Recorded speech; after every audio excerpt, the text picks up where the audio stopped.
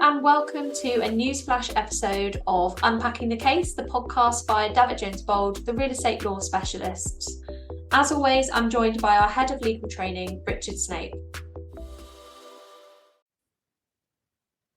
Hi, Richard. Hello, Lizzie, and how was Porto? It was very nice, thank you. Had a lovely time away. And just before I went away, actually on the 10th of July, an announcement came out about banning upwards only rent reviews.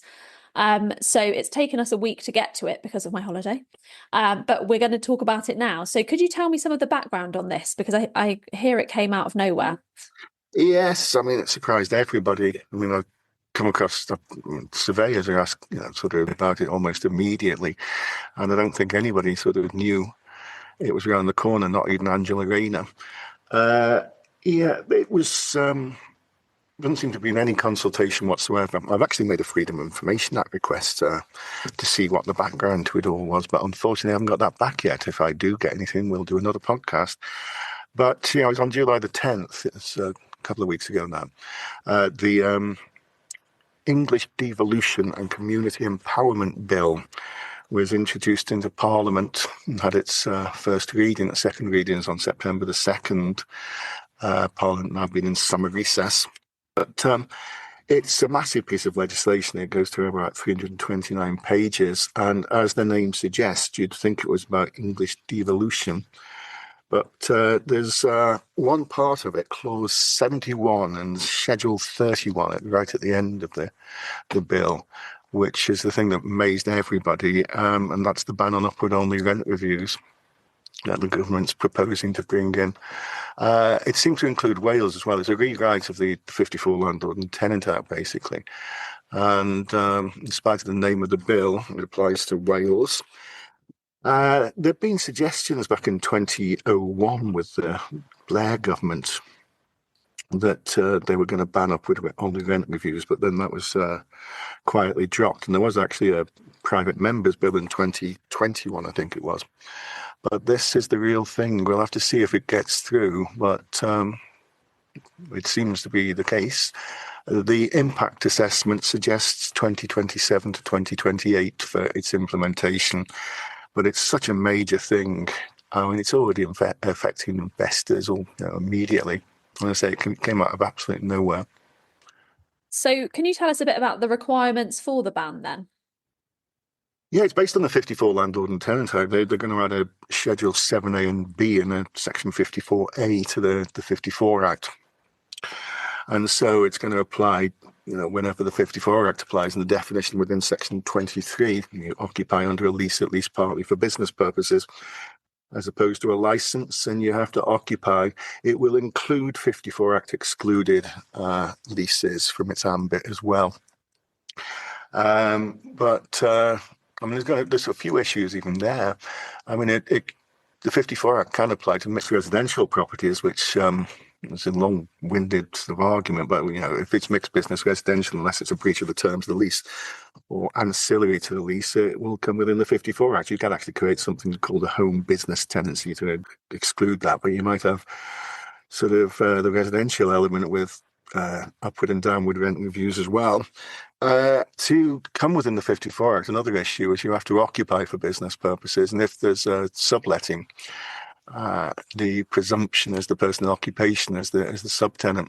So suddenly the head lease or any intermediate leases will not have the ban on upward-only rent reviews, which is going to cause issues in relation to cash flow, up the line. But that's the first requirement. The second requirement is, the second proviso is that it's not going to be retrospective. So it won't apply to leases in existence at the moment, or the moment at least the legislation comes into force, which may never happen, and if it does, will be a while down the line. That will include agreements for lease that predate the legislation coming into force. But if you go through a lease renewal, then it will apply both statutory or just a voluntary lease renewal. Presumably things like, not just presumably, but definitely things like surrenders and re-grants and implied surrenders when you add to the term and or the demise. The third requirement, there's got to be a relevant rent review The rent can or may change or will or may change during the term of the tenancy. And the amount of increase is not known. That excludes fixed increases and stepped rents. It'll be interesting to see with certain types of property whether fixed rent increases, especially when the land's, the premises is, the property is being developed and the likes, will become more commonplace, or we'll have to see on that, and stepped rents and the likes. But it will include things like RPI and consumer price index based increases. They will come within it. And things like sort of market rents to a hypothetical letting. Rents based on the existing rent and the likes will come within the provisions, and also turnover-based rents based on your profits. I think with the RPI and CPI, I mean, it'll be interesting to see if they start to be used more, because if you take a long-term basis, there's occasional years to the contrary or whatever, months to the contrary, but over a period of time, consumer prices index and even greater RPI, retail prices index, don't tend to fall. They don't fall. So that might be a way, out of these things. And there's got to be a proviso, if those are the case, if we've got all those requirements, basically, any upwards only rent review will just be rewritten to be upwards and downwards rent review in all those circumstances. There's also provisions, because some rent reviews don't have tenant triggers. The tenants can sort of initiate the review if the landlord doesn't. And they're going to have provisions whereby the tenants will be able to initiate the rent reviews. The government say they're going to consult, because of rent collars. You know what they are, Lizzie? I actually think I do, but I'm not about to explain it. I don't. Tell me what they are. Is it the same as when people say collars and caps? Yeah. But I'm not going to explain it because you'll do a better job. Okay. Well, a cap is the maximum rent that can be, and a collar is the minimum, basically. And rent collars in the under this legislation would suddenly be banned if the minimum rent, the minimum market rent or whatever, is lowered. But the government say, rent collars and the likes are ways that landlords can guarantee an income if they've developed the site and so on, or if RPI changes dramatically, or CPI. And so they're looking at consultation and separate regulations. There's provisions allowing this in the bill to allow rent caps and collars, or rent collars, I should say, up to a certain level. And also, alternatively, if there's a corresponding rent cap, the same. So that's the basic idea. We'll have to see what happens with it, but it's taken everybody by surprise. So what do you think it holds for the future? We'll have to see. I think the government might find it more difficult than they might imagine. But already, things are changing, not in perhaps the world of law, but in the world of investment and the like. It might seem quite, why should landlords have upwards-only rent reviews? That they managed to get by during things like COVID, with sort of allowing tenants to pay less rent, because the alternative would be the tenants going out of business. And there is that argument, but you need investment, you need a steady stream of income for these properties.